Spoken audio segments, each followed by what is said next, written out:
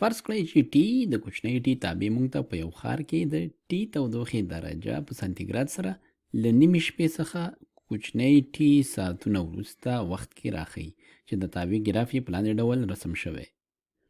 لاندې جدول یې په اړه سمې جملې لري. تاسو هره جمله په ګراف کې له هغې برخې سره پرتله کړئ چې ډیره ورته نږدې وي. نو راځو دلته موږ سره ګراف دی چې ټي یعنې غټه ټي تودوخې درجه د ټي ساعتونو یا د وخت د تابع په شکل ګراف شوی دی. دلته موږ ګورو چې کله وخت صفر وي نو د تودوخې درجه پکې څو وي؟ تودوخې درجه پکې منفي 3 ده. او کله چې 8 ساعتونه وخت تیریږي تودوخې درجه رسیږي څو ته؟ 0 درجې ته.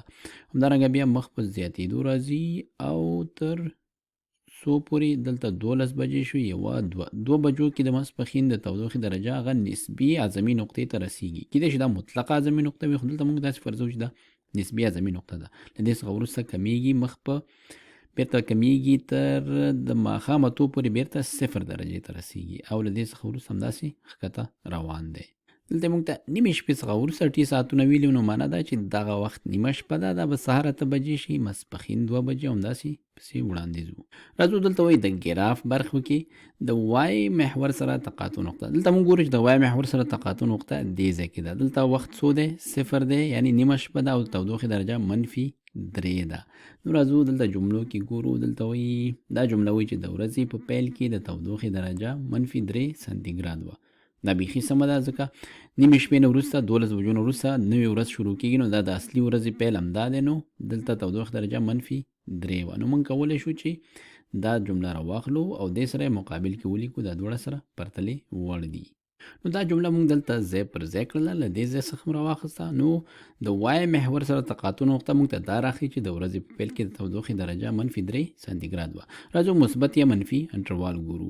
نو دلته یوازې مثبت یا منفي چې موږ پیدا کړو همدغه د دې جملو سره سمون خوري. نو دلته ګورو چې د تودوخې درجه د سهار 8 بجو AM سهار 8 بجې دي او ماښام 8 بجو ترمنځ له 0 درجې څخه پورته وه.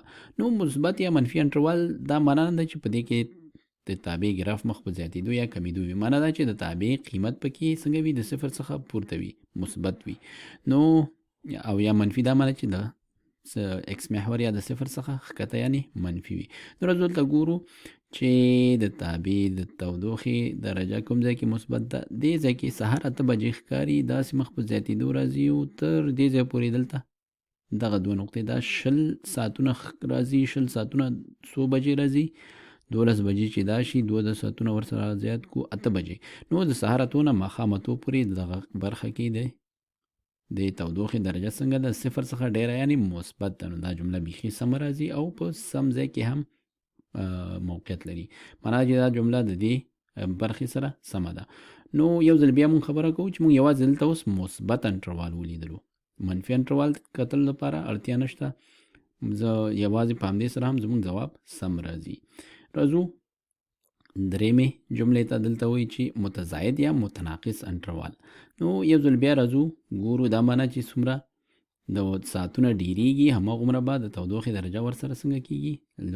زیاتېږي. دې ته متزاید وایي او چې د وخت په تېرېدو سره یې تودوخې درجه کمه شي متناقص انټروال دی. دلته وایي سهار 2 بجې او ماسپښین 2 بجو ترمنځ هوا مخ په ګرمېدلو وه. راځو دلته ګورو چې دې ځای کې سهار 2 بجې دی. دې ځای نه رښتیا هم د تودوخه درجه مخ په زیاتېږي تر دلته 2 بجې دي، 12 او دا 2. نو دلته د تودوخې درجه څنګه ده؟ مخ په زیاتېدو ده. معنا دا ګراف یا تابع چې دی چې دغه انټروال د 2 بجو نه تر ماسپښین د سهار 2 بجو نه ماسپښین 2 پورې دا انټروال چې دی متزاید دی. نو رښتیا هم متزاید دی او جمله هم په سم ځای ده. او یو ځل بیا موږ یوازې متزاید وکته، متناقص هم ونه کته ځکه هر یو چې پکې پیدا کړی او دا جمله سمه وه ځکه دلته موږ سره یا لیکل شوی او ورسره نه دی لیکل شوی. نو 2 نه سهار 2 نه ماسپښین 2 پورې هوا مخ په ګرمېدلو وه. پای کې راځو سم ځواب ګورو. وینو چې ځواب سم دی.